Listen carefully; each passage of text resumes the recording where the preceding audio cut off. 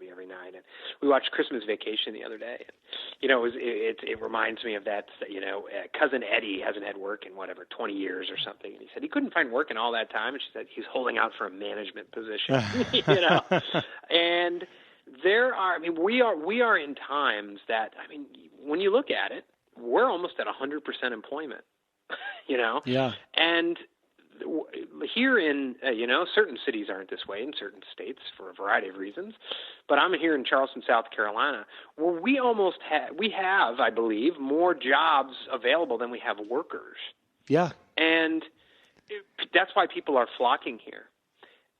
You have to be willing, and you said it exactly right. You have to be willing to find those opportunities and go and get them. Maybe they're opportunities you've never thought of before. There's a guy, I don't know his name. I can't remember it. It was about 6 months ago.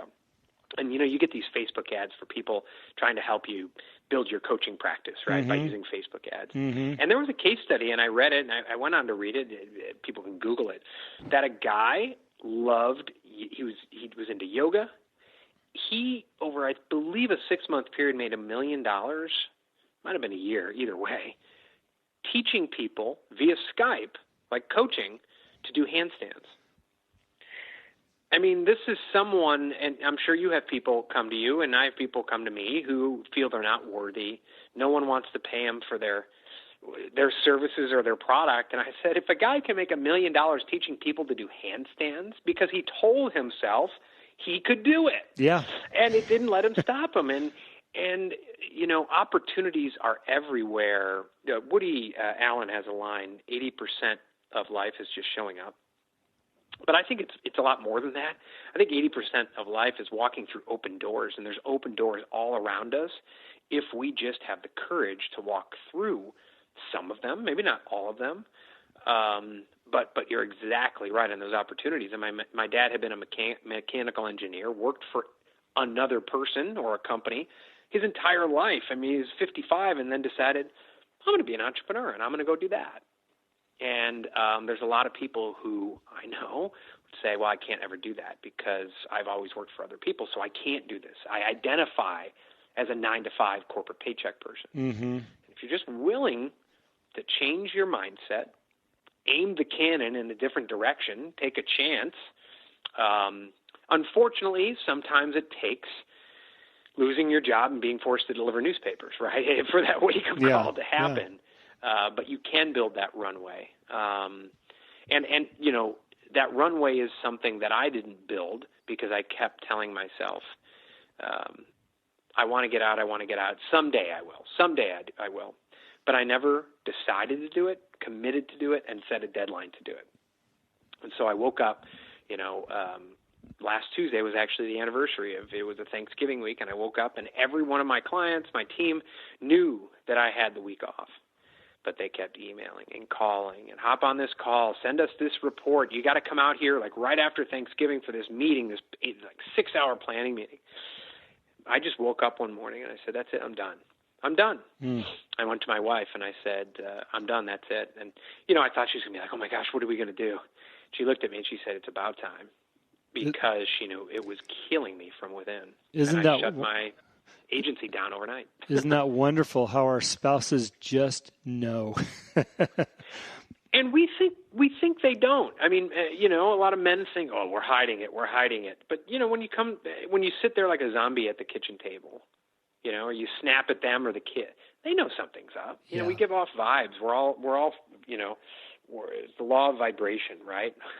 And when someone comes in on a different vibe, you just know it, especially if it's your spouse and you live with them. I mean, you know, it just travels around the house. Well, and by the way, you know, having a company that you're in charge of and you have all these wonderful things, and that's probably your own identity, to step away or to make a decision to move away is a difficult one. It's interesting how many people outside your own mind knows that you're miserable and knows that you're ready for a change, and it's really you just stopping yourself. When I left and made the decision to leave my own company, put it in the hands of somebody else, which was my identity, it felt like the hardest thing I ever did until I did it. And the support that came afterward from everybody, plus people encouraging me saying, look, we knew you were miserable. I'm so glad you did that. So I guess the point here is I want to encourage people, if you feel like you're on the fence, there is life after whatever it is that's holding you back. Don't be afraid of that. Yeah, absolutely. And it's interesting the amount of people, there's supportive people, but then, there's people who, I burned some bridges in leaving because one thing I told my biggest client, I'm not coming to that meeting next Tuesday. Because the year before we had been yelled at like children in the meeting and told we were low energy. And it was like 8 a.m, 12 degrees. I had flown up there right after the holidays. And I said, you're miserable here too. And he said, oh, I know, but I need this. I need this job. I wish I could do what you do, but I can't. I said, you absolutely can. Like, why do you have to live in that specific neighborhood and send your kids to that private school? You don't like this area. Why don't you move to a less expensive area? Well, not everyone can pick up and move to Charleston. We grew up in Chicago or from Chicago. I said, why not? Plenty of people do it. But people come to identify themselves by their zip code, by their home, by their paycheck, by their job title. And when I do workshops, one of the first things I do is I put up a slide saying, who are you? And I ask people, and they all stand up. There was a recent workshop where this didn't happen. I was like, wow, I'm impressed with you all. Usually 90% of the people stand up and give me a job title. I'm sure. Jim, I'm James, I'm a VP of marketing. And I asked them, I said, when you came out of the womb, did you have a name tag on that said, like, I'm Jim, I'm James, I'm chief of marketing? Absolutely not. If you can't identify who you are, and I've asked that question of some people who have paid me thousands of dollars, and without ever asking for their money back, I never hear from them again. Why? Because defining who you are, if you've lived in a permission mindset forever, if you've only identified as a paycheck, if you started working, I've had 2 clients who started working for their family business in their teens. Now they're in their 40s. I say, what do you like to do? Like, what are your hobbies? They can't even answer it. Yeah. They're like robots. It's a tough question. Who are you? And if you can't answer that question, there's something wrong. Not in a bad way. I don't mean to make it, but you're going to hit a wall. If you haven't already hit that wall, you're going to hit a wall. And if you don't identify who you are, you're going to remain trapped. So that's a first step. Well, I think on the other end of that too is not only who you are, but what are your aspirations or your goals. And it's amazing to me that those are 2 typical questions that are in the atmosphere on a regular basis, but yet most people don't know the answers to them. Yep, absolutely. Well, what I find, I talk a lot about vision and purpose. And your vision statement should pair your purpose, like your purpose for being here on this rock we call Earth, right, with the impact you want to make on the world. Like, you're not just here to take up space, not just impact on other people. And I'm not just talking about like do-goodism, right? It's like an impact on yourself. Like, what's your impact on your family? What's the impact on your pets? Identify an impact. And there's a lot of, usually younger people will say, well, life's about the journey. Your purpose and all that should change as you go. And almost 100% of the people who tell me that are people who are trying to rationalize the fact that they're lost. Or they're going to, at some point, hit that wall, right, and realize they're lost. Because and I say this as someone who was there. I didn't really discover this till I was 40 years old, where, you're in your 20s. You're like, oh, my purpose is to make partner make $100,000. And I'm in my 30s, and my purpose is to blah, blah, blah, blah, right?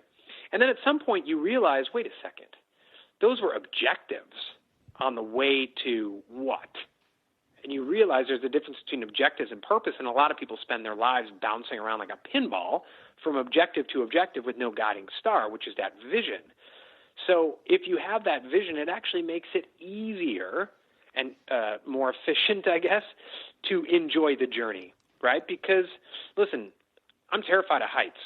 We drove up Yosemite. We were driving up a mountain last year, and it was ice and snow, and we were in a minivan, and there's no guardrails. Well, I didn't enjoy the journey. If you had put guardrails there, I would have enjoyed the journey much better. When you add discipline, when you add those daily habits and rituals, when you have a vision where you know where you're going, it's easier to enjoy the journey because the noise is kept out, the chaos, the threat of falling off the mountain. And it's not about just mitigating all risks. It's about putting habits and rituals and the discipline in place so that you can enjoy that freedom within. Well, and I love putting the perspective of a journey, because oftentimes achieving our goals is a journey. It doesn't happen overnight, especially if they're really truly goals in life.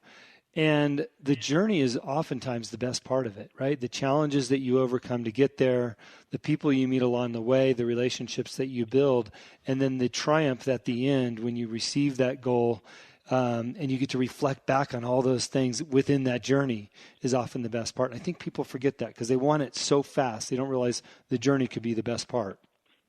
Yeah, no, absolutely. And that's part of that, being present and being intentional every day and enjoying it, but also learning from it and realizing, the bad stuff's going to happen no matter what happens. There's just going to be bad stuff in our days. And like you were saying, I believe you talk about this offline before we hopped on here. Yesterday, as we tape this, as we record this, was the anniversary of my dad's passing that we talked about earlier. And for the first couple of years, I was a mess. And I've learned to look into it, and each person who has a relationship with my dad, or anyone who has a relationship with someone who passed away, right, is going to take something different from it. For me, if I use the memory of my dad, the fact that, first of all, he was 83, so he wasn't young. He lived a good life. He had lived a long life. Yeah. But that if his passing could spur me to save someone else's life, literally or figuratively, through the type of work that you and I do with people, you know what? I can find gratitude in that. I interviewed Dr. Paul Jenkins. He's a positive psychologist. And, I usually have my clients, and I would write down 3 things that I'm grateful for every day. He said, I start people off at 25, and then I work them up to 100 every morning. Wow. And I said, wow. And he said, yeah, but that's not even the tough part. The tough part is only half of them can be easy things, like my kids, the sun. The sun rose this morning, those types of things. The steak I had last night. He said the other half has to be hard. And he used the example of his sister-in-law who passed away from cancer. And he's like, how do you find gratitude in that? Well, from that, he ended up kind of raising his sister-in-law's daughter. And they developed a strong relationship that wasn't there before. He found gratitude in an otherwise bad situation. And when we don't do that, I was listening to a podcast the other day, and Tony Robbins was stressing the fact that humans have this innate ability to take bad situations and make them horrible situations. Yeah, right? We sure do. And it's our mind is a movie theater when you think of it. And so the feelings we have from what comes in and the thoughts that come in really is our perception of anything. And, use the example of, I'm 5'4".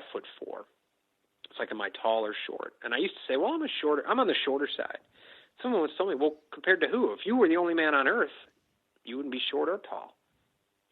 Yeah. But it's our perception of things, and you can apply that to any situation at all.